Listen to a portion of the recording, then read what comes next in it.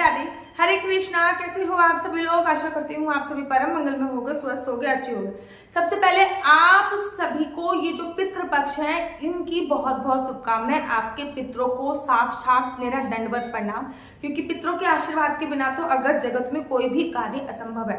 आपको अगर समाज में मान सम्मान प्रतिष्ठा चाहिए, वंश वृद्धि चाहिए, अगर आपको चाहिए कि आपकी आर्थिक स्थिति सुधारे, आप अपनी प्रॉपर्टी बढ़ाए, तो आपको पितरों का आशीर्वाद होना बहुत जरूरी होता है।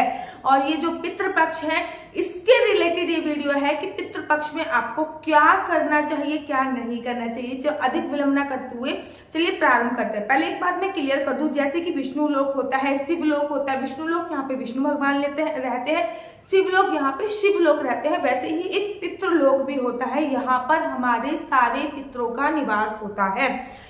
अमावस्या वाले दिन और पितृपक्ष पे हमारे पितृलोक के पट दरवाजे खुलते हैं और सभी पितृ जो होते हैं वो पृथ्वी लोक पर आते हैं 15 से 16 दिन के लिए, इस कामना से कि जो हमारे कुल के बच्चे हैं, जो हमारे बेटे हैं, जो हमारे पूर्वज हैं, वो हमको तर्पण करेंगे, कुछ खाने को देंगे, कुछ भोजन आदि प्रसाद इत्यादि देंगे और हमारे नाम का तर्पण करेंगे। अगर वो तृप्त होके जाते हैं तो हमको बहुत सारा आशीर्वाद प्राप्त करके जाते हैं, लेकिन अगर वो रुष्ट होकर जाते हैं तो कहीं ना कहीं वो नेगेटिव असर भी छोड़कर जाते हैं। बड़े सारे लोग हमारे पितृ हैं वो नेगेटिव कैसे छोड़ सकते हैं? देखिए, जब कोई भी इंसान मर जाता है तो उसके शरीर के कुछ मोशन खत्म हो जाते हैं। उसमें से एक मोशन होता है, ये मेरा बेटा है, ये मेरी बेटी है, इसका मुझे बुरा नहीं करना। ये वाला मोशन कि वो कुछ भी महसूस नहीं कर पाते हैं। उनको खाना चाहिए तो चाहिए, उनको तर्पण चाहिए तो चाहिए, ठीक है ना। तो यही पितृपक्ष में होता है। पितृपक्ष संपूर्णतः पितरों को समर्पित होता है। पितृपक्ष में किया गया कोई भी कार्य न केवल पितरों को तर्पण देता है, अपितु पितृ जब हमारे खुश होके जाते हैं तो पूरी साल भर हमारे घर में धन धान्य की कमी नहीं होती। वंश कुल में बच्चे जो है वो उत्पन्न होते हैं और साथ ही के साथ घर में खुशहाली भी आती है, क्योंकि पितरों के आशीर्वाद के बिना कोई भी कार्य असंभव होता है। पितृपक्ष प्रारंभ हो चुका है। वैसे तो देखो कोई लोग पूर्णमासी से पितृपक्ष मनाते हैं, लेकिन शास्त्रों में ऐसा वर्णन आया है कि प्रतिपदा से लेके पूर्णमासी पे जो हमारे ऋषि मुनि होते हैं उनका तर्पण किया जाता है, उनका श्राद्ध डाला जाता है। जो हमारे महान ऋषि मुनि हैं उनका तर्पण किया जाता है। लेकिन प्रतिपदा से हम लोग पितृ अपना प्रारंभ करते हैं। प्रतिपदा से लेकर अमावस्या तक, जिसको सर्व पितृ अमावस्या बोलते हैं, उस तक ये जो 15-16 दिन होते हैं ये संपूर्णतः हमारे पितरों को ही समर्पित होते हैं। लेकिन इस बार अगर मैं 2024 की बात करूं तो पितृपक्ष की शुरुआती में चंद्र ग्रहण का छाया है। पितृपक्ष जब खत्म हो रहे हैं तो सूर्य ग्रहण का साया है। चंद्र ग्रहण और सूर्य ग्रहण के साये में ही पितृपक्ष इस बार बन रहा है, जो कि बहुत ज्यादा अच्छा नहीं बोला जाता है। इस बार सबसे पहले मैं आपको बता दूं पितृपक्ष में आपको क्या क्या नहीं करना चाहिए। पितृपक्ष में नए वस्त्र नहीं खरीदने चाहिए। बड़े लोग कहते हैं पितृपक्ष में ना खरीद लो लेकिन पहन बाद में लेंगे, ऐसा नहीं है। पितृपक्ष में आपको अपने लिए नए वस्त्र या फिर नए प्रकार की ज्वेलरी, कोई घर में नया बर्तन यूज करने वाला कुछ भी नहीं लेना चाहिए। इनफैक्ट जो चीज आपको दान इत्यादि करनी है वो चीज भी अगर आप पहले लेके रख लेंगे तो बहुत ज्यादा शुभ माना जाता है।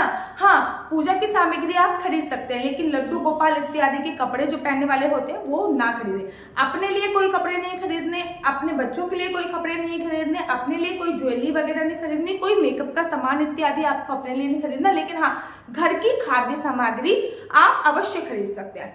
दूसरी और मोस्ट इंपॉर्टेंट बात जो आपको पितृपक्ष में भूल कर भी नहीं करनी चाहिए वो होता है किसी को हमको उपहार नहीं देना चाहिए।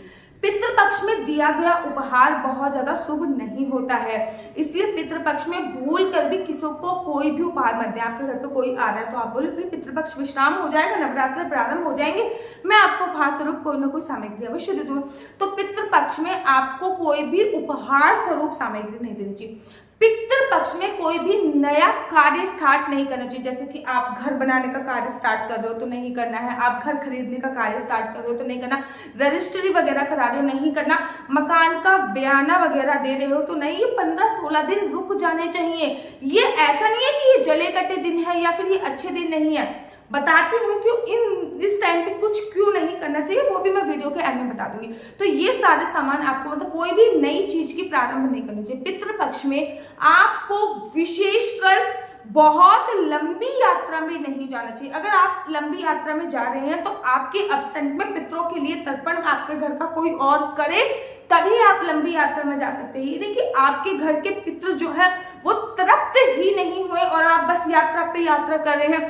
देवी देवता प्रसन्न तभी होते हैं जब हमारे पितृ प्रसन्न होते हैं, इस बात का याद रखिए। पितृपक्ष अर्थात पितरों का समय, ठीक है ना। दूसरी बात आपको ये याद रखनी है कि पितृपक्ष में अगर आपने किसी को उधार पैसा दे दिया तो वो पैसा वापस नहीं आने वाला है। इसलिए पितृपक्ष में पैसों की जो लेन देन होती है कृपया करके वो नहीं करनी चाहिए। पितृपक्ष में जब भी आप दान करते हैं तो उसमें एक का उपयोग नहीं किया जाता, क्योंकि जैसे कि 11 रुपए, 51 रुपए, 21 रुपए, 31 रुपए, ऐसा क्योंकि ये शुभ कार्यों में दिए जाने वाले रहते हैं। पितृपक्ष में जब भी हम दान करते हैं ब्राह्मणों को तो हम अमाउंट कैसे देते हैं, 10 रुपए, 20 रुपए, 30 रुपए, 40 रुपए, मतलब एक का उपयोग नहीं करते। पितृपक्ष में उन्हीं पंडित जी को, उन्हीं ब्राह्मण को घर पे बुलाइए जो आपके घर पे आके खाना, भोजन सामग्री का पान कर सकें। बड़े सारे ब्राह्मण घर पे आते हैं ना, हम खाना तो नहीं खाएंगे। अरे भैया खाना नहीं खाओगे तो फिर आ क्यों रहे हो? घर पे आकर जब ब्राह्मण तृप्त होके जाता है तो वो बहुत आशीर्वाद देके जाता है। इसलिए उसी ब्राह्मण को पहले बोल दीजिएगा कि पंडित जी हमारे घर पे आपका भोजन है और आपको भोजन पाना पड़ेगा, अगर आप भोजन खाने आओगे तभी आप आइए। जब पंडित जी आए सबसे पहले उनको जल दीजिए, जल देने के बाद भोजन इत्यादि दीजिए, उसके बाद उनको कहिए कि आप संकल्प ले लीजिए दान का। फिर पंडित जी आपको दान का संकल्प लाएंगे, फिर जो जो सामग्री आपको पितरों के लिए दान करनी है वो सामग्री आप दान कीजिए। पितृपक्ष में हो सके तो जो पितरों को तर्पण दे रहा है या जो पितरों के लिए खाना इत्यादि निकाल रहा है वो अगर पृथ्वी पर सोता है, जमीन पर सोता है तो बहुत बहुत ज्यादा शुभ माना जाता है। पितृपक्ष में पितरों के लिए दक्षिण मुखा होकर रोज डेली तर्पण तो आप अवश्य कीजिए। पितृपक्ष में पितरों के लिए जरूर और जरूर एक दिया अवश्य और अवश्य जलाइए। वैसे तो आपको पता ही होगा कि आपके पितृ कौन सी तिथि में एक्सपायर हुए हैं या फिर कौन सी तिथि में उनके प्राण बखेड़ू हो रहे हैं, उस तिथि में ही पितरों के लिए श्राद्ध डाली जाती है। लेकिन अगर आपको नहीं पता तो एक आती है सर्व पितृ अमावस्या जो कि सबसे लास्ट में होती है, उस समय पे आप अपने पितरों के लिए तर्पण इत्यादि अवश्य कर सकते हैं। और सबसे ऑथेंटिक उपाय जो मैं आपको बता रही हूँ वो हमेशा यूजफुल रहा है और सबसे पावरफुल उपाय है। एक गोबर का उपला ले लीजिए, गोबर के उपले में थोड़ा सा घी डालकर, थोड़ी सी हवन सामग्री डालकर उस गोबर के उपले को जला दीजिए।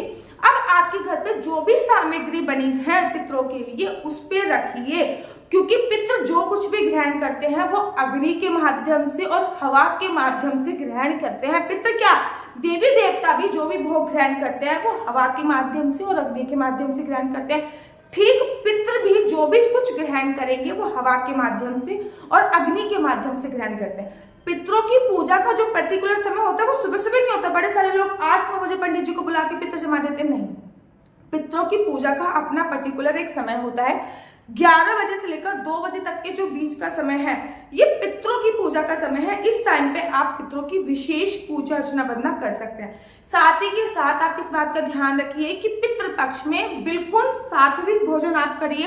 किसी भी प्रकार की प्याज, लहसुन, प्याज, मांस, मदिरा का सेवन बिल्कुल भी वर्जित होता है, नहीं करना चाहिए। पितृपक्ष में आप कि जब भी आपके पितृ की श्राद्ध हो जिस भी तिथि में, तब उनका फेवरेट खाना आपको अवश्य बनाना होता है। जैसे कि मैं अपनी बात करूं तो मेरे बाबा को सीताफल की सब्जी, जिसको हमारे गांव में कद्दू भी बोलते हैं, वो बहुत ज्यादा प्रिय थी। मठा के आलू, क्योंकि हम इटावा की तरफ थे, मेरे बाबा को मठा के आलू बहुत प्रिय थे। सीताफल की सब्जी बहुत प्रिय थी, ठीक है। और एक पराठे का हलवा मेरे बाबा को बहुत प्रिय था। तो मेरी मम्मी हमेशा वही चीज बनाती थी जो मेरे बाबा को बहुत ज्यादा प्रिय होती थी। तो वो चीज आप जरूर बनाइए। पितरों का जब भी खाना बनाया जाता है तो उसमें किसी भी प्रकार से लहसुन प्याज का सेवन नहीं किया जाता, ठीक है ना। हाँ, नहीं किया जाता। अब आपको पितृपक्ष में क्या क्या करना चाहिए वो जरूर कीजिए। पितृपक्ष में तर्पण आपको अवश्य करना चाहिए। तर्पण हमेशा दक्षिण मुखी होकर किया जाता है। तर्पण का जो समय होता है वो 11 बजे से लेकर 2 बजे तक के बीच का समय होता है। तर्पण में पानी जो होता है वो पितरों को चढ़ाया जाता है। अगर आपको सही विधि नहीं पता तो मुझे कमेंट्स कीजिए, मैं उसकी सही विधि भी बताऊंगी कि तर्पण करने की सही विधि क्या है। केवल पानी को ऐसे चढ़ाना तर्पण नहीं होता, एक विधि होती है जिसके जरिए आपको तर्पण करना चाहिए। तर्पण में काले तिल का उपयोग आपको जरूर करना चाहिए। पितृपक्ष में आपको पितरों के निमित्त कुछ ना कुछ दान अवश्य करना चाहिए। पूरे पितृपक्ष में आपको गौ माता को चारा अवश्य खिलाना चाहिए। गऊ को, कौए को, जब भी हम श्राद्ध डालते हैं छत पर, जब भी श्राद्ध डालते थे तो हम लोग देखते थे कि कौए आ रहे हैं या नहीं आ रहे, क्योंकि कहते हैं कौए गाय और कुत्ते के रूप में ही पितृ हमारा जो भोजन होता है उनका वो ग्रहण करने आते हैं। बेसिकली कौए के रूप में किया गया भोजन बहुत ज्यादा इंपॉर्टेंट माना जाता है। तो पितृपक्ष में इन तीनों को खाना अवश्य खिलाए। गौ माता को आप पितृपक्ष में हरा चारा और साथ के साथ नमक जरूर दिया करें, ताकि उनकी जो लाइफ होती है वो बहुत, जो भी आप चारा वारा दे रहे हैं ना वो तो दीजिए, लेकिन थोड़ा सा नमक भी, 1 डला नमक भी गौ माता को आप देखिए आइए, ये बहुत ऑथेंटिक उपाय है। पितृपक्ष में आपको हर दिन दक्षिण मुखी एक चतुर्मुखी दिया सरसों के तेल का जरूर जलाना चाहिए, ताकि आपके पितृ इससे खुश जरूर होते हैं। पितृपक्ष में आपको पितरों के निमित्त, जैसे कि मेल, जो ऐसा पितृपक्ष में पितृ फीमेल और मेल 2 प्रकार के होते हैं। जो फीमेल होती हैं उनके लिए साड़ी हो गई, ठीक है ना, उनके लिए साड़ी और रबड़ की चप्पल, और जो मेल सूट नहीं चलेगा, क्योंकि उस जमाने में सूट नहीं चलता था। कोई भी ऐसी चीज दान करनी होती है जो हमारे पितरों से रिलेट करती हो। पहले जमाने में साड़ी ही चलती थी तो एक साड़ी ले लीजिए, रबड़ की चप्पल चलती थी तो रबड़ की चप्पल ले लीजिए, पहले जमाने में छतरी का उपयोग बहुत होता था तो छतरी ले लीजिए। अगर पुरुष के लिए जो आप कुर्ता पजामा का कपड़ा ले लीजिए, रबड़ की चप्पल ले लीजिए, हैंकी होता है, रुमाल होता है वो ले लीजिए, गमछा जो यहाँ पे डाला जाता है कॉटन का गमछा, इत्यादि चीजें आपने ले ली। ये चीज आप अमावस्या वाले दिन जरूर और जरूर दान करें, और साथ ही साथ जब भी आपके पितरों की श्राद्ध होती है तब आप ये चीज अवश्य और अवश्य दान करें, तब भी बहुत सर्वोत्तम होता है। पंडित जी से विशेषकर आपको ये बोलना होता है कि मेरे कुल का नाम लेकर मुझसे संकल्प आप दिलाइए। कोई भी चीज बिना संकल्प के आधी अधूरी होती है, तो संकल्प लेकर ही पितृपक्ष का दान आपको करना चाहिए। इस बात का आपको ध्यान रखना चाहिए। पितरों के निमित्त जो श्राद्ध इत्यादि करनी है उसका टाइम भी 11 से 2 के बीच में होता है। दीदी हमारा ऑफिस है, हमारा ये है, भाई आगे जाके आपको संतान उत्पन्न का नहीं है। आजकल संतान उत्पन्न में इतनी बाधा आ रही है, लोगों के बच्चे नहीं हो रहे हैं, उसमें एक बहुत बड़ा रीजन पितृदोष भी होता है। आप एक दिन का समय, एक ही दिन तो होता है पितरों के लिए आपका, मतलब कोई जिस तिथि में आपके पितृ गए होते हैं, एक दिन का समय अपने पितरों के लिए नहीं निकाल पा रहे हैं, फिर आप उम्मीद कर रहे हैं कि हमारे पितृ हमसे तड़प जाएं, हमारे पितृ हमसे खुश होकर जाएं। ऐसा नहीं होता है। 11 से 2 बजे का जो टाइम होता है ये पितरों का टाइम होता है। इस समय पे जो भी आपके पितरों की तिथि हो उनको तड़प अवश्य और अवश्य करें। पितृपक्ष में कंसीव करने की सोच रहे हैं तो पितृपक्ष में संपूर्ण कंसीव बिल्कुल भी मत कीजिए। कोई भी बच्चा पितृपक्ष में कंसीव करने के लिए बिल्कुल मैं मना ही करती हूँ। वैसे तो मैं चतुर्मास में ही मना करती हूँ कि चतुर्मास बहुत अच्छा टाइम नहीं है कंसीव करने के लिए। उसमें भी अगर पितृपक्ष है तो मैं बिल्कुल मना करूंगी कि पितृपक्ष में आपको बिल्कुल भी कंसीव नहीं करना चाहिए। कुछ नियम है जो आपको पितृपक्ष में जरूर फॉलो करना चाहिए। पितृपक्ष में तीर्थ स्थल पे जा रहे हैं तो बहुत अच्छी बात होती है। पितृपक्ष में गया में जाके श्राद्ध करते हैं तो बहुत अच्छी बात होती है। आप बड़े सारे लोग कहते हैं हमने ना गया में श्राद्ध कर दिया, अब हमें कुछ करने की आवश्यकता है। ऐसा नहीं है। पितरों के निमित्त ये 16 दिन निर्धारित करे गए हैं और पितरों के आशीर्वाद के बिना आप अपनी जिंदगी में तरक्की नहीं कर सकते हैं, वंश वृद्धि नहीं कर सकते हैं। तो पितरों का आशीर्वाद आपको जरूर और जरूर लेना चाहिए। तो ये आपको कुछ कार्य हैं जो करने हैं और कुछ कार्य जो मैंने आपको बताया जो वर्जित होते हैं, जो नहीं करने चाहिए। ये मेरा नीचे नंबर दिया हुआ है, व्हाट्सएप नंबर है, आप अपनी कुंडली इस पर दिखा सकते हैं। मेरा नंबर है 429202565। दोबारा से मैं रिपीट कर रही हूँ 429202565। आपके बच्चे का फ्यूचर क्या होने वाला है, आपके बच्चे को कौन सी साइड लेनी चाहिए, कौन सी स्ट्रीम लेनी चाहिए, आपका बच्चा कौन से विषय की पढ़ाई करे जिससे उसका करियर क्या बने, बिजनेस करेगा, जॉब करेगा तो किसमें जॉब करेगा, बिजनेस करेगा तो किस चीज का बिजनेस करेगा, आपके और आपके हस्बैंड के बीच में अनबन है, कंसीव करने में परेशानी आ रही है, सभी जानकारी आप मेरे से कुंडली के माध्यम से प्राप्त कर सकते हैं।